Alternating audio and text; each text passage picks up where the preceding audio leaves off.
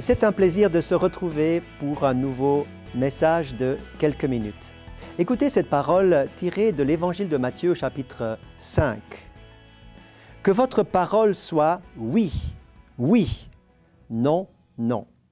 Ce qu'on y ajoute vient du malin.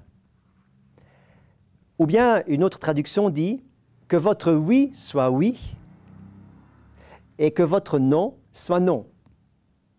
Je me souviens quand nos enfants étaient encore petits, vous savez, j'ai 3 filles qui ont grandi entre-temps, mais lorsqu'il y avait les enfants en bas âge, eh bien, quelquefois, les enfants me disaient « Oui, papa, tu nous avais bien dit un jour ceci ou cela. » Alors bien sûr, je leur avais dit « Si tout se passe bien, samedi, vous pourrez aller chez d'autres copines. » Ou bien « Si vous rangez votre chambre, vous aurez une glace en récompense. » Et puis arrive le jour, et j'avais peut-être oublié ma parole, et les enfants me disent « Papa, tu nous avais pourtant promis, tu nous avais promis. » Alors je leur répondais « Mais je n'ai rien promis, j'ai dit quelque chose. » Et cela me rappelle que l'enfant est particulièrement attentif aux promesses que nous faisons. Il prend pour promesse des choses que nous avons dites, même si nous n'avons pas dit que c'est une promesse. Ils sont très attentifs à la justice de nos paroles. Et Jésus va le dire dans ce texte du Sermon sur la montagne, où Jésus va prendre des valeurs essentielles pour la société. Il va prendre la loi de Moïse et Jésus va la détailler sur certains points, en disant par exemple la valeur de la vie, tu ne tueras pas. Mais Jésus va ajouter à cette loi de Moïse la pensée du Père l'on peut aussi tuer avec la parole. Il dira ensuite, tu ne commettras pas d'adultère. Jésus va donner la valeur à l'alliance du mariage. Et Jésus va ajouter, eh bien, si tu convoites celui ou celle qui ne t'appartient pas, tu as déjà commis un adultère.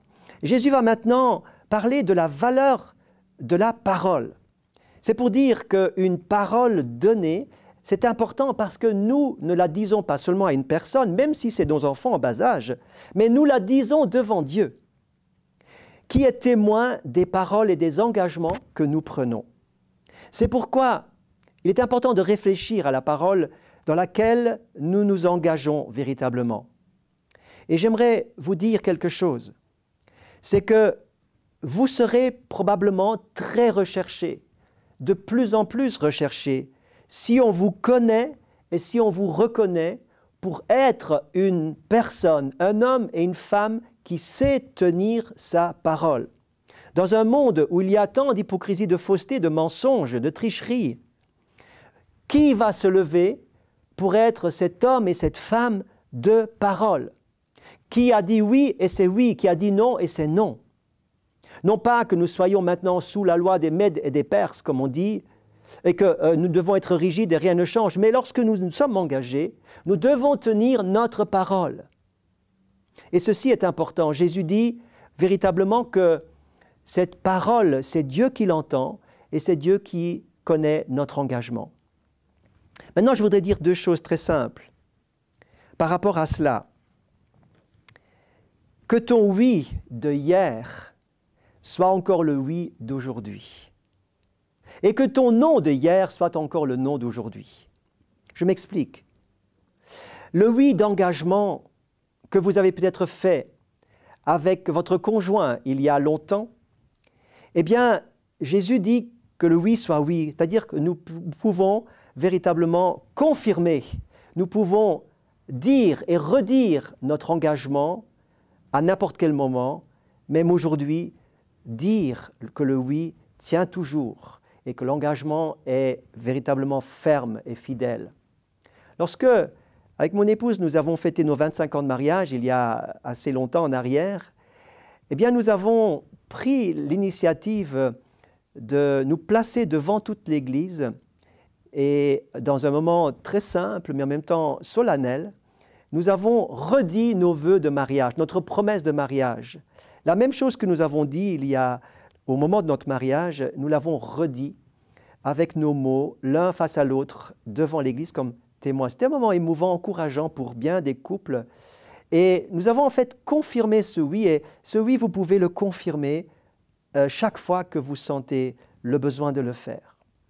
Mais aussi, et de la même manière que le non de hier, là où vous avez renoncé au mal, là où vous avez renoncé à quelque chose de mauvais, rompu une mauvaise habitude, brisé quelque chose qui était négatif dans votre vie, vous êtes distancé de quelque chose qui était nuisible et non conforme à la volonté de Dieu, que ce non de hier soit encore le non d'aujourd'hui, soit encore valide aujourd'hui, car avec le temps, nous pouvons oublier ce que nous avons promis. Nous avons peut-être oublié ou laissé tomber certaines choses pour revenir aux choses d'autrefois. Jésus dit que ton non soit non, que ce que tu as décidé soit encore frais et valable aujourd'hui, alors que tu veux marcher avec le Seigneur. Je disais, ce que nous disons, Dieu l'entend, que ton oui soit oui, que ton non soit non. Et le Seigneur nous aidera toujours à vivre cela, à mettre en pratique cette parole, à tenir nos promesses.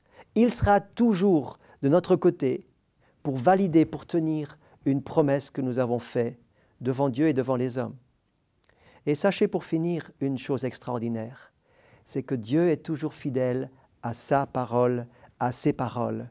Ce que vous trouvez dans cette parole, pas un seul iota ne tombera à terre, nous dit Jésus.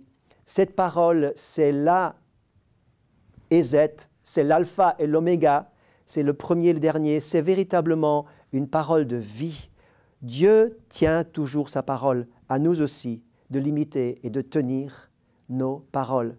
Que Dieu nous aide à tenir nos paroles. Et ma prière, c'est que nous puissions dire, Seigneur, aide-moi, afin que le oui reste oui, et que je sois un homme et une femme de parole. Que Dieu vous bénisse.